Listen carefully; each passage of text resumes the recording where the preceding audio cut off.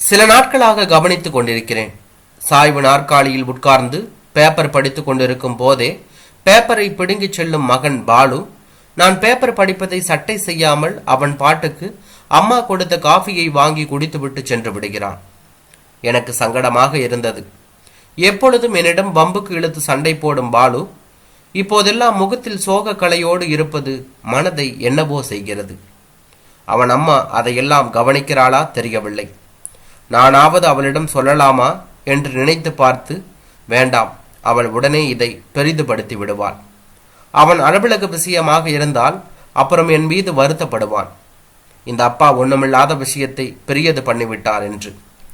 அரசு அலுவலகத்தில் சாதாரண உத்தியோகத்திலிருந்து ஓய்வு பெற்றுவிட்ட எனக்கு பத்திரிகை படிப்பது, அப்புறம் ஒரு நடை நூலகம் செல்லுதல், அங்கு சில பத்திரிகைகளை வாசித்தல், பின்பு மதியம் வீடு வந்து சாப்பிட்டு விட்டு ஒரு குட்டி தூக்கம், மாலை பக்கத்தில் உள்ள பூங்காவுக்கு ஒரு நடை, அங்கு உள்ள நண்பர்களுடன் ஒரு அரட்டை, உள்ளூர் விஷயங்கள் முதல் அனைத்து நாடுகள் விஷயங்கள் வரை ஒரு அரசல், இப்படியாக என்னுடைய ஓய்வு வாழ்க்கை அமைதியாக சென்று கொண்டுதான் இருந்தது.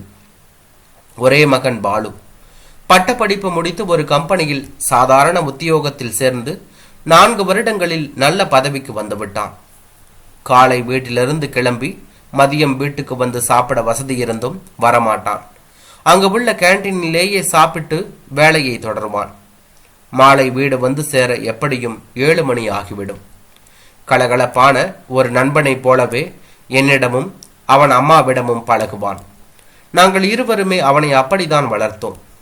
அவளாவது சில நேரங்களில் மகனிடம் கடிந்து கொள்வாள். நான் நிதானமாகவே இருப்பேன்.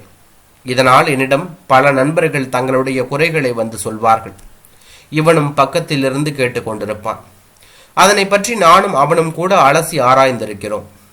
அப்படிப்பட்டவன் சில நாட்களாக ஏன் இப்படி இருக்கிறான் என்று எனக்கு ஒன்றுமே புரியவில்லை. மெதுவாக மனைவியிடம், என்னம்மா பாலு இப்பவெல்லாம் ராத்திரி லேட்டா சாப்பிட்ற மாதிரி இருக்கே, மெதுவாக பேச்சை தொடங்கினேன். எடுத்தவுடன் அமையா இப்படி இருக்கிறான் என்றால் அவள் மிரண்டு போய்விடுவாள். இல்லையே, 9 மணிக்கு டக்குன்னு சாப்பிட்றானே, நீங்க தான் வெளியே போயிட்டு உங்க நண்பர்கிட்ட பேசிக்கிட்டு இப்போ எல்லாம் 9 மணிக்கு மேல வரீங்க. பதிலை என் மீது கேள்வியாக பாய்ச்சினான். அப்படியானால் அவன் அம்மாவிடம் தன் கவலையை காண்பிக்கவில்லை. இருந்தாலும் என் மனது குறுகுறுத்து கொண்டே இருந்தது. என் மகனை பற்றி எனக்கு தெரியும்.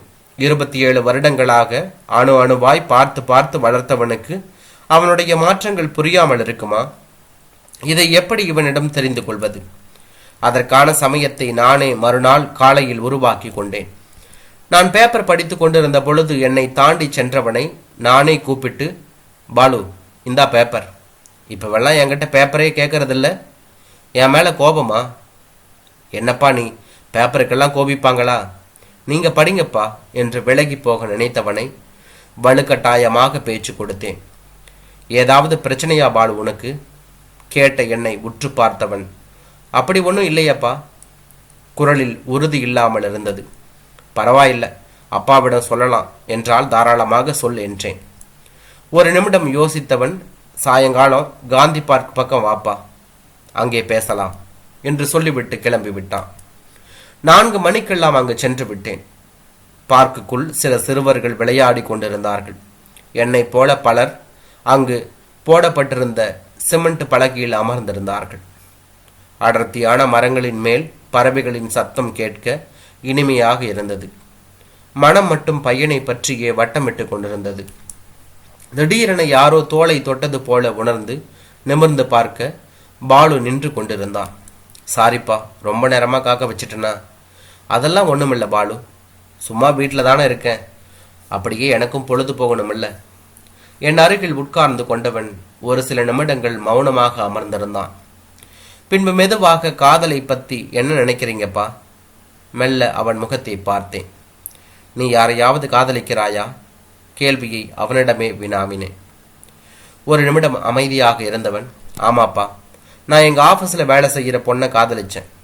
ஆனால் அந்த பெண்ணு என்னை விட பெட்டரா ஒருத்தர் கிடைச்ச உடனே கல்யாணத்துக்கு ஒத்துக்கிட்டு எங்ககிட்டயே பத்திரிக்கை கொடுத்து கல்யாணத்துக்கு என்னை வர சொல்கிறா. அது எப்படி? என் கூடவே இத்தனை நாளாக பேசி பழகிட்டு சட்டுன்னு இன்னொருத்தன் கூட கல்யாணத்துக்கு ஒத்துக்கிறாங்க. ஆணையும் பொண்ணையும் சேர்த்து தான் சொல்றேன். இதனால சம்பந்தப்பட்டவங்க மனசு எவ்வளவு கஷ்டப்படும், பாடுபடும் என்று அவன் முடித்தான். கண்ணை மூடி உட்கார்ந்திருந்தேன். உண்மைதான், மனசு மிகவும் கஷ்டப்படும். ஆனால் அந்த பெண்ணின் சூழ்நிலை அப்படி செய்ய வைத்திருக்கலாம் அல்லவா? பையனிடம் மெதுவாக சொன்னேன். அந்த சூழ்நிலை வரும் என்று முன்னரே தெரிவித்திருக்கலாம் அல்லவா? பையன் என்னிடமே திரும்பினான். அதை முன்பே சொல்லியிருந்தால் நானும் ஓரளவு என் மனதை திடப்படுத்தி இருப்பேனே. நீ இதனால மனசு ரொம்ப கஷ்டப்பட்டாயா? நான் முதல்ல கஷ்டப்பட்டேன், ஆனா இப்ப மனசை தேர்த்திக்கிட்டேன். நான் கேட்டது என்னன்னா, இந்த மாதிரி நடந்துக்கிறவங்களை பத்தி நீங்க என்ன நினைக்கிறீங்க அப்படிங்கிறது தான் என்று என்னுடைய மகன் சொன்னான். எதற்கு இந்த கேள்வியை என்னிடம் கேட்கிறான் என்பது போல அவனை பார்த்தேன். பாலு, சந்தர்ப்ப சூழ்நிலைகள் அவர்களுக்கு பாதகமா இருக்கும்போது தனக்கு இதுதான் வேணும், கிடைக்கலன்னா ஏதாவது பண்ணிக்குவேன் அப்படின்னு நினைக்கிறது, இல்லைன்னா பெத்தவங்களை பிளாக்மெயில் பண்றது, இதெல்லாம் நியாயம்னு நினைக்கிறியா? அப்ப அவங்கள நம்பினவங்களை கைவிட்டு சந்தர்ப்ப சூழ்நிலை அப்படின்னு ஒரு வார்த்தையை சொல்லிட்டு அவங்கள கலட்டி விடுறது மட்டும் எப்படி நியாயம்? உண்மைதான் பாலு, கண்டிப்பாக அவங்களுக்கு மனசுல பெரிய காயம் உண்டாகும், ஒத்துக்கிறேன். அதுக்கு என்னதான் மருந்து? காலம் கடந்து போன பின்னால நாம செஞ்ச காரியத்தால அவங்க பாதிக்கப்பட்டிருந்தாங்கன்னா அதுக்காக மனதார மன்னிப்பு கேட்கறத தவிர வேற வழியே இல்லை. அப்ப நீங்க சுமித்ரா ஆண்டியை காதலிச்சிட்டு அம்மாவை கல்யாணம் பண்ணிக்கிட்டீங்களே, அதுக்கு என்ன பதில் சொல்ல போறீங்க? திக் பிரமை அடைந்து விட்டேன். சரியான கேள்வி. 29 வருடங்களுக்கு முன்னால் தூரத்து உறவான சுமித்ராவையே மனமுடித்து விடலாம் என இவர்கள் வீட்டார் நினைத்து கொண்டிருந்ததாலும் தானும் அவளும் வரம்பு மீறாமல் பேசி பழகி கொண்டிருக்க, விதி தனக்கு அரசு வேலை வாங்கி கொடுத்து பெண்ணையும் தர தயாராக இருந்த உறவினர் ஒருவருக்கு சம்மதம் கொடுத்து விட்ட நான் மற்றும் என் வீட்டார் செய்தது அந்த சுமித்ராவுக்கு பெரிய துரோகம் அல்லவா? எதுவும் பேசாமல் தலை குனிந்து உட்கார்ந்திருந்த என்னிடம், சாரிப்பா, நீங்க ரொம்ப கவலைப்படாதீங்க, அவங்களுக்கு உங்களை விட பெட்டரான மாப்பிள்ளையே கிடைச்சு இப்ப அவங்க நல்லா இருக்காங்க. இந்த விஷயம் கூட அவங்க வீட்டுக்காரர் தான் என்கிட்ட சொன்னாரு. நீ எப்படி அவரை சந்திச்ச? மறுபடியும் ஒரு சாரிப்பா. நான் ஒரு பொண்ணை விரும்புறேன்னு சொன்னேன்ல, அந்த பொண்ணு கல்யாண பத்திரிக்கை கொடுத்துச்சுன்னு சொன்னேன்ல, அது பொய். ஏன்னா அந்த பொண்ணு சுமித்ரா ஆண்டியோட பொண்ணு தான், பேரு ரம்யா. அவங்க வீட்டுக்கு போனப்பதான் என்னைய பத்தி விசாரிச்சுட்டு அவங்களே இந்த விஷயத்தை சொன்னாங்க. நீங்க இந்த கல்யாணத்துக்கு ஒத்துக்குவீங்கன்னு நம்புறேன். கேட்டுவிட்டு என் முகத்தை பார்த்தவனின் கைகளை ஆதரவாக பற்றினேன்.